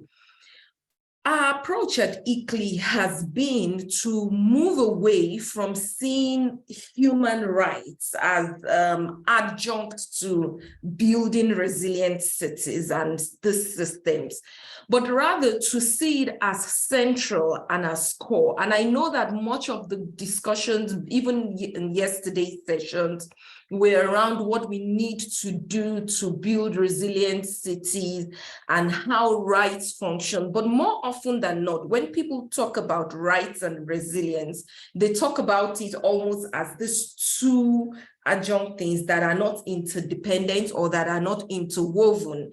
And at ICLEI Africa, we view this quite differently. We believe that social justice considerations, accountability are central towards the movement to a just transition. And this informs the way, and it also informs the methodology of our projects on the ground.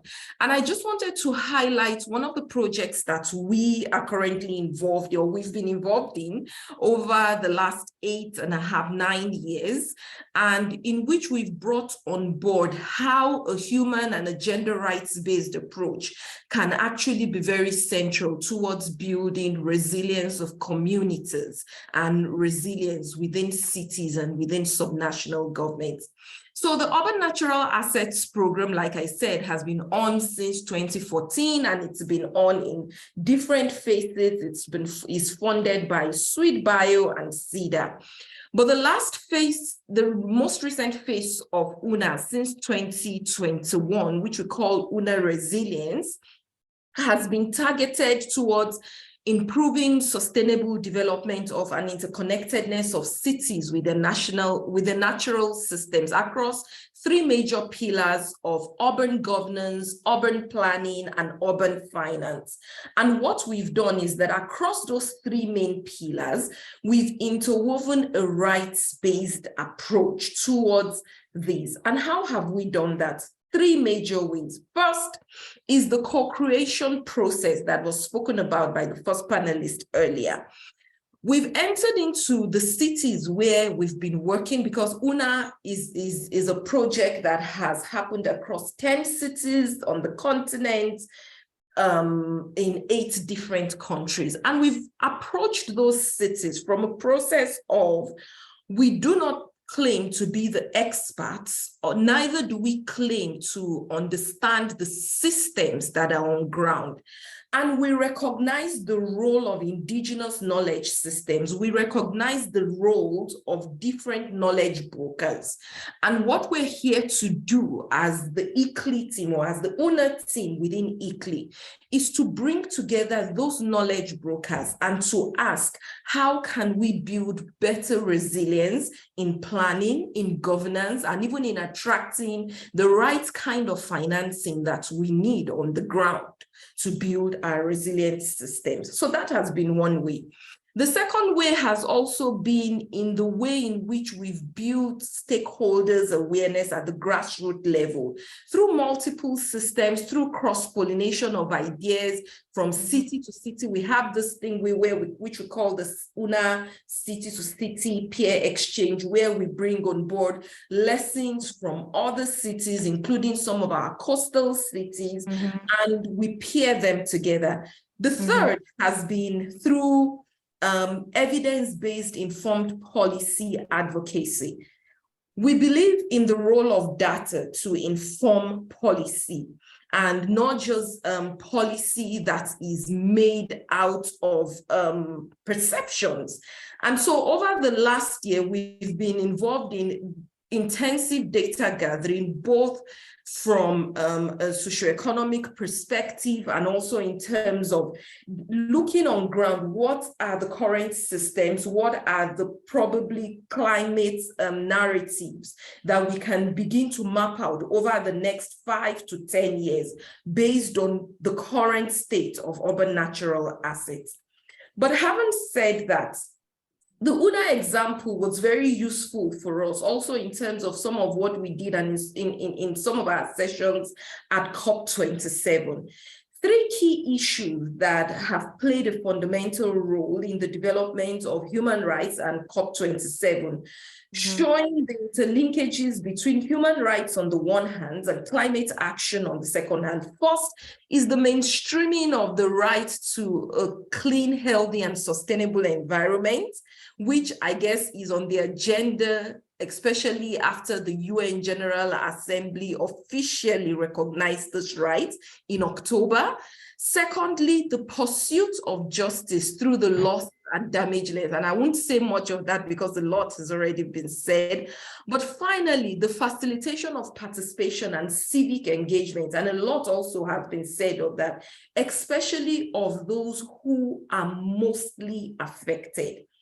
I think that when we think about loss and the recently established loss and damage fund, one thing, while it is laudable and it's something we've been pushing for and something which we hope will materialize in the way that we envisage it, we must filter the conceptual framework of, on the one hand, rights and on the other hand, responsibilities, but responsibilities beyond just the state to other non-state actors, such as private actors, and also begin to think about the inclusion of voices that we ordinarily wouldn't normally hear and how Absolutely. For me, I'll just give you a minute to wrap up. Thank you so much. The inclusion of voices that we ordinarily wouldn't hear and how this fund needs to be challenged towards specifically those people. Thank you. Absolutely. And thank you, Funmi, for really highlighting what ICLEI is doing in supporting co-creation processes at the local level through various organizations and providing solid policy support for various subnational bodies as well, and really excited to be engaged also in other ICLEI initiatives being undertaken. I'd like to rope in Michael Funder from the Danish Institute. If you're with us, I know you've, Alphonse has presented on the Rights and Resilience Project, but really from your perspective, how then do we go forward in strengthening resilience for Sub-Saharan Africa? Over to you, Michael, for 3 minutes or so. All right, really, just 3. Okay. Thank you, Leah, and thanks to ARIN for letting me join this really excellent event. Yeah, so as a member of the Rights and Resilience Program, I just wanted to follow up a little bit on some of the things about land rights that Molo was talking about, and try to connect that to a few of some of the sort of key outcomes of the COP. And one of those key outcomes was, of course, the Loss and Damage Fund, which we hope will be an important step forward. But I think one thing that's really important to be aware of here is that in order to be able to benefit from the compensation schemes, from insurance schemes and other kinds of financing that will flow under the Loss and Damage Fund, hopefully, you're probably going to be able to have to make your claim on the basis of land and property rights or some other form of documentation that you actually have land that has been damaged or crops that have been damaged. And that in itself puts land rights really at an important point in trying to work out how the whole loss and damage agenda is going to be implemented, especially if you consider all those people who do not have formal land rights, people who do not have land rights at all, who may be working on other people's land, people who live in informal settlements, people who move around a lot, maybe far from their home base like pastoralists, and so on. So I think there's a really important need here to be able to focus on you know, the rights and especially the land rights of rural people and urban communities in terms of the loss and damage agenda. And I think it can be particularly problematic for women who we know often have very insecure land rights issues, right? And access to land. So I think it's going to be very important to draw on the existing lessons and all the work that is being done and has been done by IFAD and by many other organizations in terms of actually strengthening the rights of those who are vulnerable in relation to land rights in the loss and damage agenda. I think that's going to be quite important. I think if we look to some of the adaptation outcomes that came, the COP presidency launched the Sharm el-Sheikh adaptation agenda, which has action points on agriculture, water, ecosystems, irrigation, coastal protection, infrastructure development, insurance again. If you think about it, again, land rights are actually very important here because they underlie all this, right? So for example, the Sharm el-Sheikh adaptation agenda focuses, amongst other things, on increasing farmers' yields without expanding the agricultural frontier. Now, there's a long literature and a lot of experience that has been developed in terms of how the yields of small-scale farmers are quite closely connected to whether they have land rights and land tenure, because that gives them, for example, the opportunity to take a loan in a bank and thereby improve their soils and their agriculture. So again, we see land rights coming in closely there, also in relation to that. The Sharm el-Sheikh adaptation agenda, as well as many of the outcomes over on the implementation side, are also very strongly based on nature-based solutions. Nature-based solutions, again, can be really effective and important. We need them. And they're also, as we know, being discussed in the current biodiversity COP. But here again, land rights are so critical. We know from decades of experience from conservation initiatives that if you don't get the access rights and the land rights of communities in place when you do nature-based solutions, things will fail. So I think I could go on, but I will stop here to give others a chance to speak. But it really is important to draw on all the experiences that have been developed on securing land rights, securing access to land as a key component in many of the outcomes that we had from the COP. All right, I'll give it a rest there. All right, thank you so much, Michael Fanda, for giving us that perspective.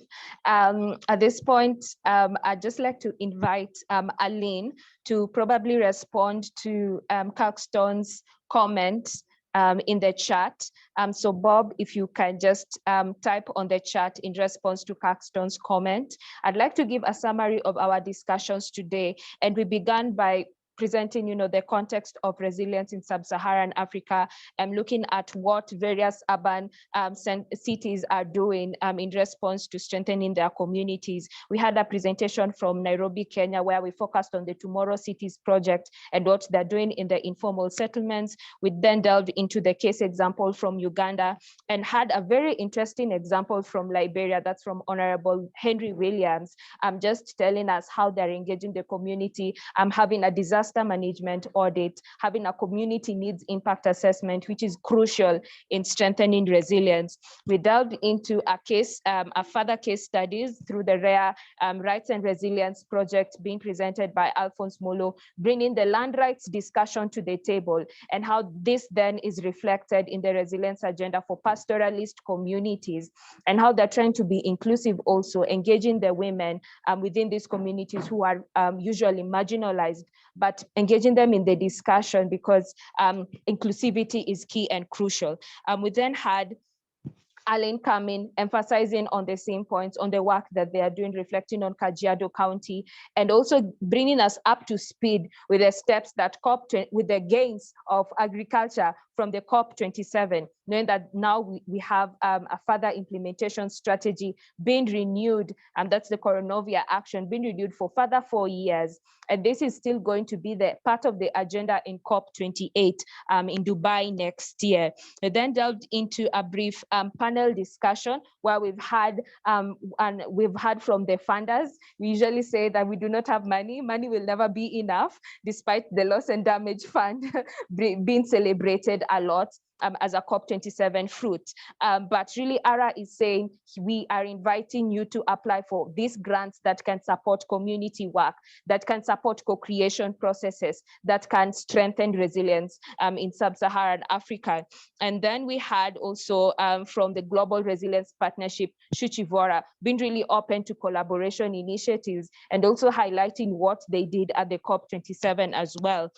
We've also had a presentation or discussion with RARE, of course, Michael Fanda, just highlighting in detail what their work has been. And this really leads us to the global goal on adaptation that speaks still to the resilience agenda. We know that there is a draft text in position, and this draft text is going to be discussed in COP28 in Dubai next year. This text also encourages local countries, to have in place national adaptation plans. How then is this practical? Do they have the capacity to come up with a practical plan to enhance adaptation? Do they have the capacity to handle matters climate finance in strengthening resilience for the local communities? How are the local communities benefiting from this loss and damage fund that can speak to their resilience? Yesterday, during the main session at the ARIN conference, we had a participant from Nigeria saying that how can we be direct beneficiaries of this fund? Where is this fund in the first place? So people are already asking for the funding mechanism. So really a great discussion that will continue in COP28, that is on the global goal on adaptation. So that's really a brief summary from myself.